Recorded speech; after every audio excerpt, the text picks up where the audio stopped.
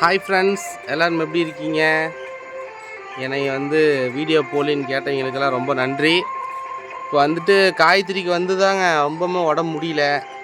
சளி அப்படியே பேசும்போதே பயங்கரமான சளி. அவளுக்கு பேசுகிறா. ஆதனுக்கு விட்டு விட்டு காய்ச்சல் அடிக்குது. ஏதோ போயிட்டுருக்குது. பார்க்கலாங்க எப்போ க்யூர் ஆகுமா ஆகட்டும். ஏன்னா கிளைமேட் சரியில்லாததுக்கு அப்படி தான் விட்டு விட்டு காய்ச்சல் அடிக்குன்னு டாக்டரே சொல்லிட்டாங்க. ஒன்றும் பண்ண முடியாது.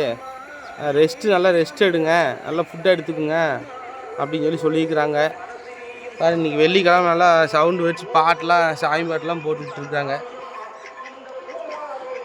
அப்பா என்ன சொல்கிறது, எல்லாமே பார்த்துக்கலாங்க. நிறைய பேர்த்துக்கு இப்படி தான் உடம்பு சரியில்லாமல் இருக்கும். நல்லா கவனமாக சேஃபாக இருங்க.